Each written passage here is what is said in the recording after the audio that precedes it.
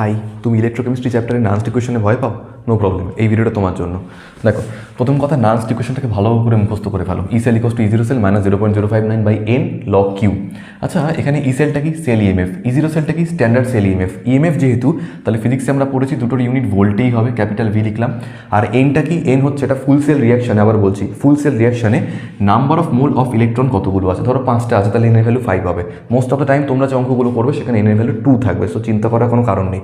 আরেকটা কথা এখনই বলে রাখছি, 0.059কে যদি 2 দিয়ে ডিভাইড করা হয়, রিমেম্বার দিস ভ্যালুটা হয় হচ্ছে 0.0295। যেহেতু তোমাদের ক্যালকুলেটার নেই, তাই তোমরা এই ভ্যালুগুলো একটু মুখস্থ রাখার চেষ্টা করবে। আর লাস্ট আমি আসছি রিয়াকশন কোশেন্ট, কিউ। ক্লাস 11-এ ছিল কেমিক্যাল ইকুইলিব্রিয়ামের চ্যাপ্টারে। কিউ কী করে বার করতে হয়, মানে রিয়াকশন কোশেন্ট কী করে বার করতে হয়। দেখো, আমি এখানে একটা এক্সাম্পল দিয়ে রেখেছি রিয়াকশন, যাতে আমরা কিউ কী করে বার করতে হয় বুঝতে পারি। অলওয়েজ মনে রাখতে হবে, উপরে থাকবে হচ্ছে প্রোডাক্ট আর নিচে থাকবে হচ্ছে রিয়াক্টেন্ট, মানে উপরে থাকবে বিক্রিয়াজাত পদার্থ, নিচে থাকবে বিক্রিয়ক। এই রিয়াকশনটায় প্রোডাক্ট কারা কারা? সি আর ডি। এই রিয়াকশনটা রিয়াক্টেন্ট কারা কারা? এ আর বি। বাট ওদের সামনে কোএফিসিয়েন্টস দেওয়া রয়েছে। আচ্ছা, তো এখানে যখন তুমি ভ্যালুগুলো বসাবে, কোএফিসিয়েন্টগুলোকে পাওয়ার তুলে দেবে। মানে কি? দেখো, যখন আমি সি লিখছি, সি এর পাওয়ারে তুলছি 4, কারণ কোএফিসিয়েন্ট 4 ছিল।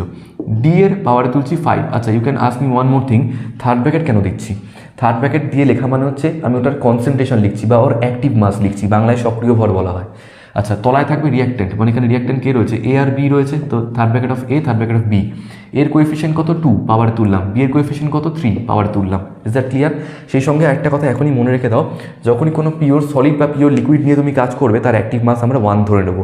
একটু বাদে অঙ্কে সেটা দেখাচ্ছি। এবার দেখো, একটা কোশ্চেন দিয়েছে যার মধ্যে 6খানা কোশ্চেন রয়েছে, আর তোমাকে শুধুমাত্র দেওয়া রয়েছে এই হিন্টটা, এই দুটো ভ্যালু দেওয়া রয়েছে। তুমি এই দুটো ভ্যালু জানলে আরামসে এই 6টা ভ্যালু বার করতে পারবে। ঠান্ডা মাথায় শোনো কী করে করতে হবে।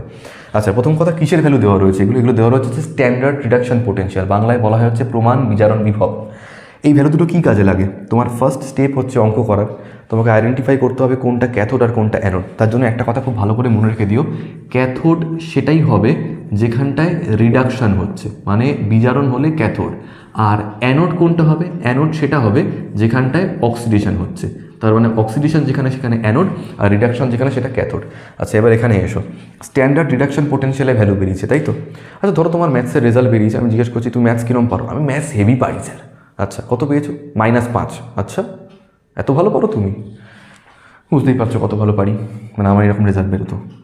তো এখানটা স্ট্যান্ডার্ড রিডাকশন পোটেনশিয়াল বেরিয়েছে কার কার? জিঙ্ক আর কপার, তোমার আমার নয়। তো এবার ধরো জিঙ্ককে জিজ্ঞেস করা হলো, আচ্ছা তুমি রিডাকশন করো? বলছে হ্যাঁ করি। কত করো? -0.76, -5-এর মতো অবস্থা। এদিকে বলছে ভালো রিডাকশন করি, এদিকে বলছে -0.76। তার তুলনায় কপার অ্যাটলিস্ট ওর থেকে বেশি মার্কস পেয়েছে, +0.34। সহজ কথা হচ্ছে, যার ভ্যালুটা কম সে রিডাকশন করেইনি, সে অক্সিডেশন করেছে। আচ্ছা, তার মানে এখানে জিঙ্ক অক্সিডেশন করেছে, আর জিঙ্ক যেহেতু অক্সিডেশন করেছে তার মানে ওটা কি? অ্যানোড।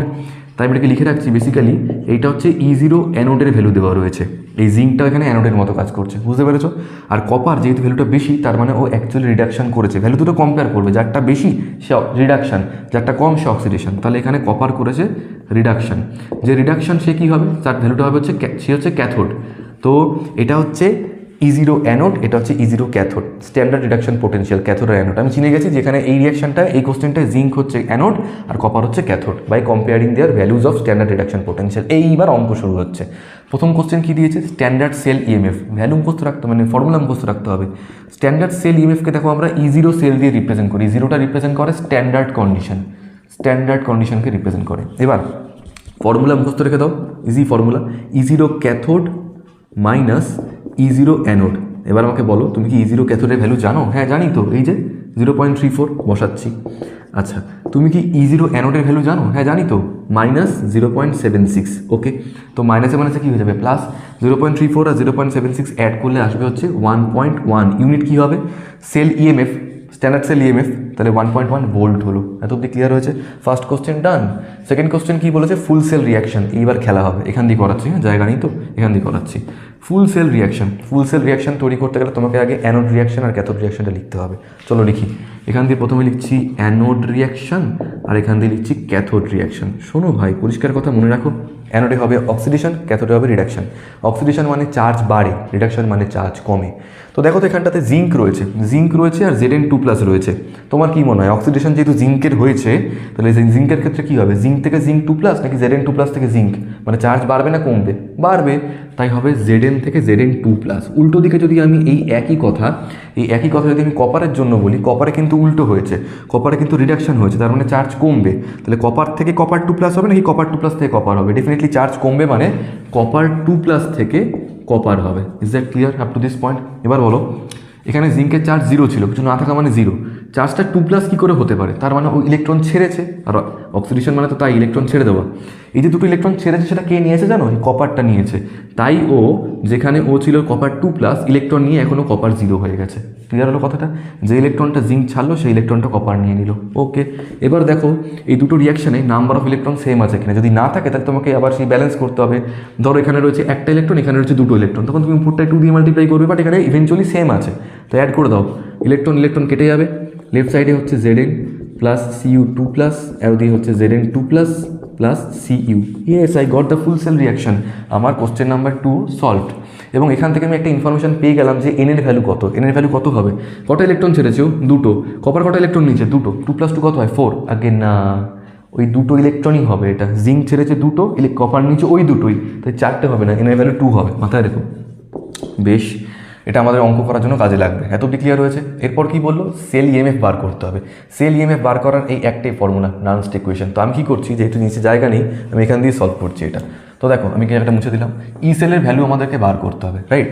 নাও ই সেলের ভ্যালু আমাদেরকে যেহেতু বার করতে হবে, তাহলে এই ভ্যালুগুলো বসাতে থাকি। E0 সেলের জায়গায় কত বসবে? কত বেরিয়েছে আমাদের? 1.1 বেরিয়েছে, মাইনাস 0.059 বাই এন এর ভ্যালু বেরিয়েছে 2। আমি আবারও বলছি, এটা করলে হয় 0.0295। ওকে, লগ কিউ। এবার কিউটা কী করে বার করবো? রিয়াকশন কোশেন্ট, এই যে এইভাবে বার করেছিলাম, সেটা এই রিয়াকশনটাতে করবো। উপরে হবে প্রোডাক্টগুলো, নিচে হবে রিয়াক্টেন্টগুলো। আচ্ছা, প্রোডাক্ট কে রয়েছে? এক রয়েছে Zn2+, আর রয়েছে কপার। ওদের পাওয়ারে কি উঠবে? কিছুই উঠবে না, কারণ কোএফিশিয়েন্ট সবকটারই 1 1 রয়েছে। তলায় কি হবে? তলায় হবে হচ্ছে রিয়াক্টেন্টগুলো, মানে থার্ড ব্র্যাকেট অফ Zn আর থার্ড ব্র্যাকেট অফ Cu2+।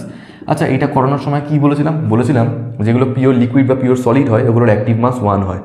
যেগুলো আয়ন হবে সেগুলো কিন্তু 1 হবে না। তো এখানে কারা কারা অ্যাক্টিভ মাস 1 হবে? তাহলে এই যে পিওর কপার যেটা রয়েছে এটা 1 হবে, এই জিঙ্ক যেটা রয়েছে এটা 1 হবে। তার মানে কি, আমি চাইলে এইগুলোকে এখান থেকে মুছে দিতে পারি। তাহলে শুধু পড়ে রইল হচ্ছে উপরে Zn2+ এর কনসেন্ট্রেশন আর নিচে কপার 2+ এর কনসেন্ট্রেশন। বেশ ভালো কথা, আমি এই লাইনটা একটু মুছে দিচ্ছি, এই জায়গাটা মুছলাম। এইবার তাহলে এখান থেকে 1.1 মাইনাস 0.0295 লগ। এবার এই অঙ্কে দুটো ডেটা আমি দিইনি, সেটা হচ্ছে এদের কনসেন্ট্রেশন অঙ্কে দিতেই হবে, না দিলে আমরা অঙ্কটা করতে পারবো না।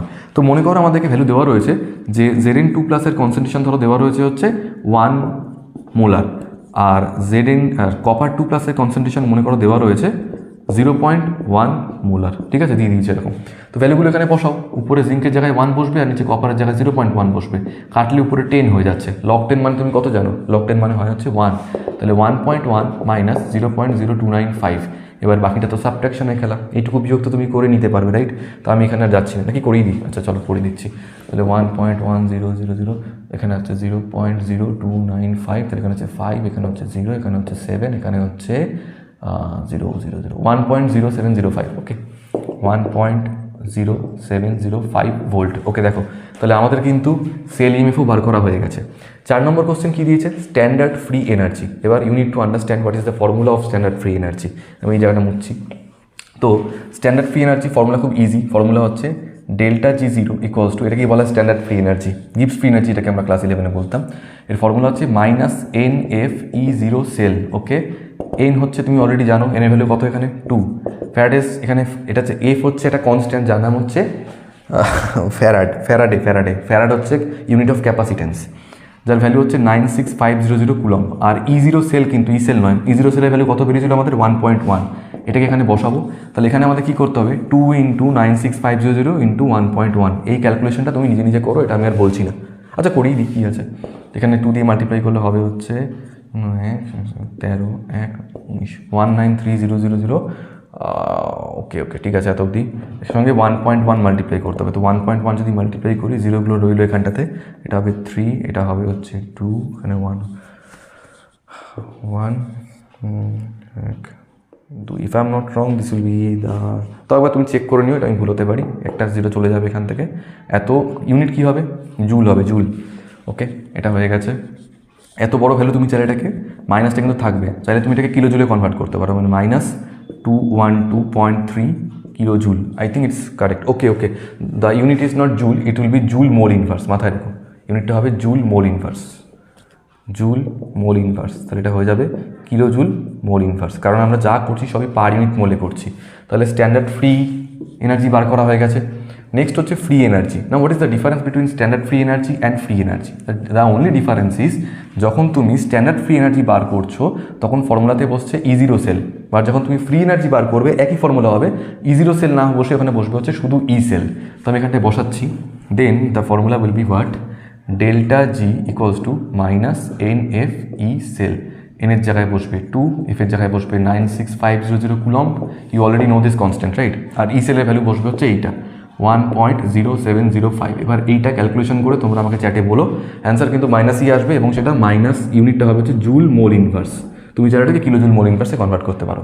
তো 5 নম্বর কোশ্চেনে সলভ হয়ে গেল স্ট্যান্ডার্ড ফ্রি এনার্জি এবং ফ্রি এনার্জি। এবার লাস্ট হচ্ছে maximum work done. Actually this is very easy. কেন বলো তো? এই যে ভ্যালুটা তোমার বেরোবে না, এখানে তোমার যে ভ্যালুটা বেরোবে মাইনাসে বেরোবে, তো তুমি জাস্ট ওইটাকেই পজিটিভ ভ্যালুটা লিখে দেবে, ওটাই হবে তোমার আনসার। তো এই দুটো আনসার তোমরা করে আমাকে বলবে। মাইনাস ভ্যালুটাকে প্লাস করে লিখবে, ওটাই তোমার maximum work done. This is all about নানস ইকুয়েশন, নাথিং এলস।